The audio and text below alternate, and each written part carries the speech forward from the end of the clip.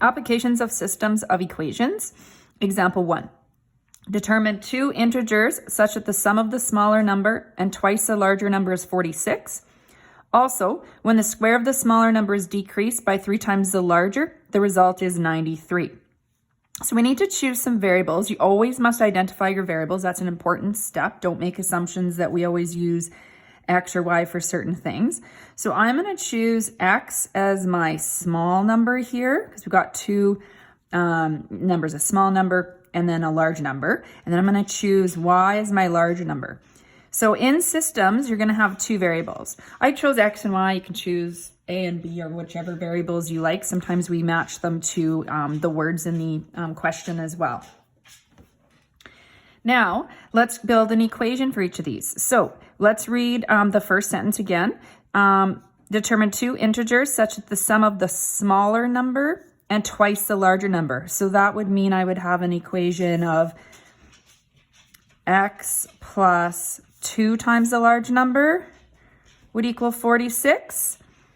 Now let's write the sentence that we can build a second equation for. When the square of the smaller number, so the small number is X, I'm going to have X squared, is decreased by 3 times the larger. So I'm going to subtract 3 times the Y value. The result is 93. So now I have my system that I'm going to solve. I can choose the method of solving. So let's strategize. If I'm thinking of substitution, I could isolate X and move this easily to the other side. When I plug X in here, though, I have to square it, and I'm squaring 46. So a little bit larger numbers. You can use your calculator.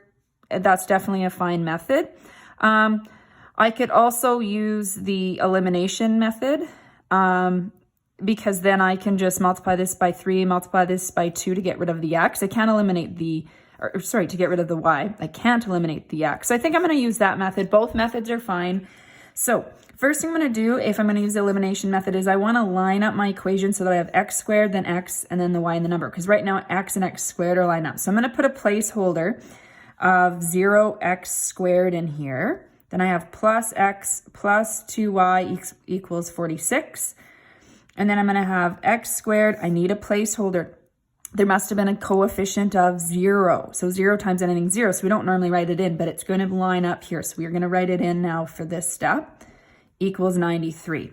So I want to eliminate the Y because I can't eliminate the X's because I'd have either an X squared or an X left. So I'm going to multiply the first equation by 3, and I'm going to multiply the second one by 2 so that I get 6's here. We need this to be the same coefficient. The signs can be different. We'll talk about that in the next step. So I'm just going to go over here. So this would give us 0x squared plus 3x plus 6y equals 138. And over here, doubling this, we're going to get 2x squared plus 0x minus 6y equals 186. Now I'm going to decide if I add or subtract. Because these are the opposite signs, we want to add. 6 plus negative 6 would give me 0. So opposite signs add, same signs would have been subtract. So we're going to add these equations. So 0 plus 2x squared gives me 2x squared. 3 plus 0 gives me 3x. 6 plus negative 6, of course, that disappears. 138 plus 186 is going to give me 324. Now I'm going to solve for this quadratic, so I'm going to need to put 324 on the other side. Now we've got a larger number here, so you've got a couple options. I would use a calculator for this one. You can factor it. This one does factor, so you can try with your calculator factors of 324. You know that the numbers have to be fairly close together because they have to add to 3x. You know your first factors have to be 2x and x. So you would try some factors. If it becomes too challenging or you feel like you're guessing and checking too much, you can use the quadratic formula. And then, of course, with your calculator as well to get the two solutions that way.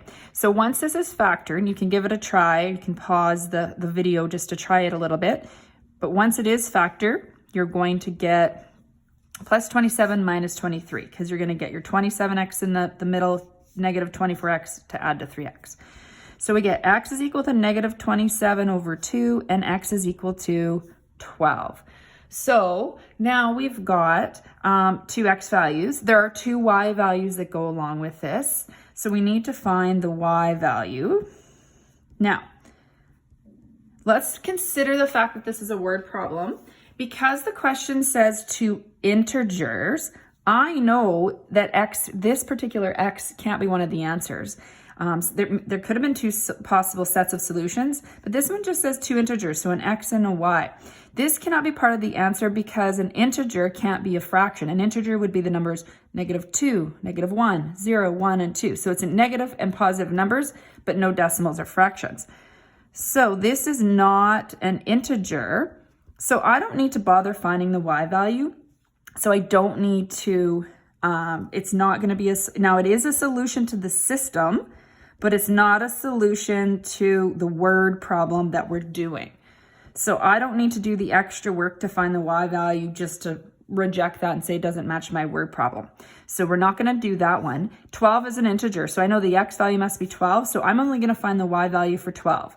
I can decide which equation I want to use. I usually choose the linear one if I have that choice. So I'm going to choose the x plus 2y equals 46 equation. I'm going to plug 12 in for x to solve for the y. So we're going to do that. So we get 2y equals, we're going to move 12 to the other side. So we're going to get 34 divided by 2, y equals 17. You're going to get an integer number. So this can't be a fraction or a decimal here as well. So your solution is 12 and 17. You always want to make sure you clearly state a final answer. So that's the solution if it was just a system. Because this is a word problem, we want to go back and remember that x is the small number, y is the large number. So we want to clearly state our answers here.